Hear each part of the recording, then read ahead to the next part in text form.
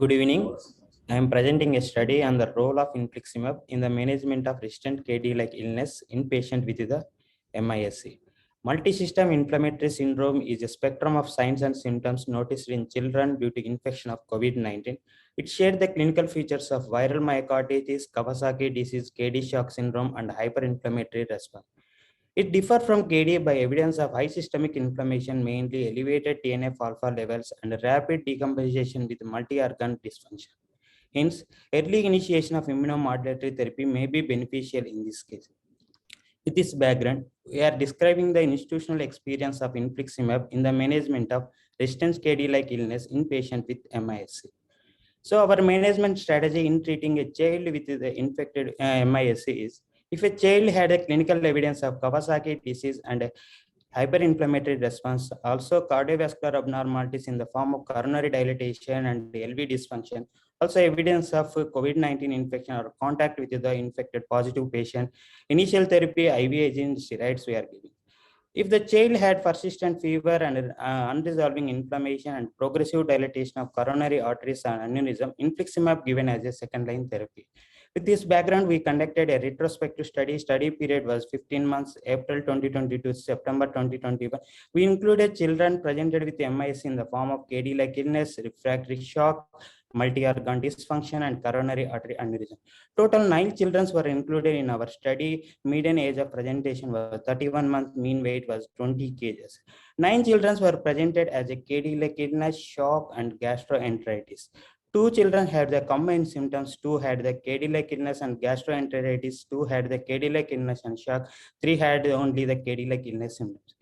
Among the 9 patients, 5 had the COVID antibodies are positive, 3 had the contact with the infected person, and also 1 had the RT-PCR positive. Baseline transthoracic echocardiogram show the coronary artery dilatation in 6 patients and LV dysfunction in 1 patient. 2 had the combined symptoms.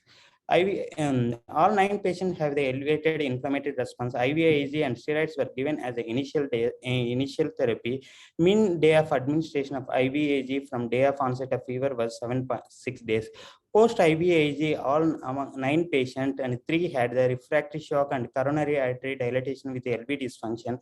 In the remaining 6 patients, fever and inflammation were persisted in 1 patient and developed the giant coronary artery aneurysm within 48 hours. Remaining 5 patients, fever inflammation was subsided and developed the giant coronary artery aneurysm on follow-up time.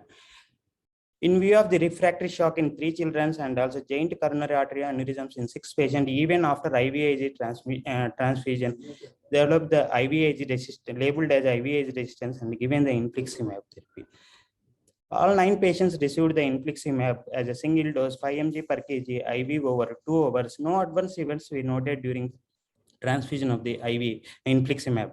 Post infliximab, the resolution of the fever and irritability was taken as 10 hours, and similarly, resolution of the inflammatory markers, mainly CRP and WBC, was a 3 days period. So ESR were not taken in the resolution of inflammation because of it increased spontaneously after IVIG therapy. These are the this slide shows the timeline of events of the 3 patients who had the refractory shock and also the coronary artery dilatation. Initial 2 patients who are the 6 and 9 years presented with the shock and elevated inflammatory markers and given the IVIG on 4th day. After IVIG therapy, they have the persistent shock and coronary artery dilatation. Subsequently received the infliximab. Post infliximab therapy, inflammatory markers were calmed down. No residual issues were noted. Unfortunately, the 3rd child, who is the 11 years boy, presented with a shock and elevated inflammatory markers and received the IVIG on 5th day.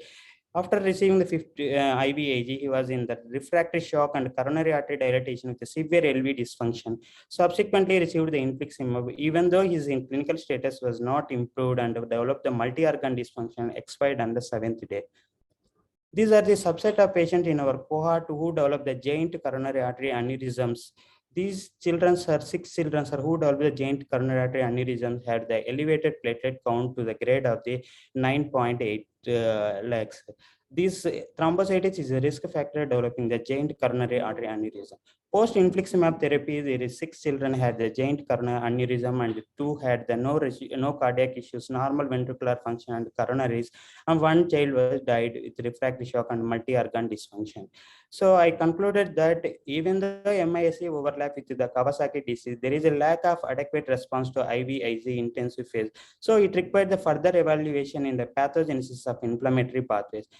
And also the lot of studies show the acute phase of MISC and also complicated KD had elevated IL-6 and TNF alpha. So early initiation of infliximab along with the IVIG may be useful in faster resolution of fever and inflammation, and also may prevent the complication and further escalation of supportive care and prolonged anti-inflammatory effect.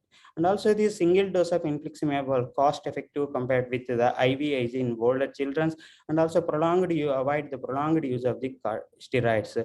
I may suggest that it may need the multi-centered control study to know the importance and efficacy of IVIG and the infliximab in resistant KD-like illness in MISC. So limitations of my study is a single-center retrospective study. Decision making was not randomized, no head-to-head comparison, extreme heterogeneity of the cohort. Thank you.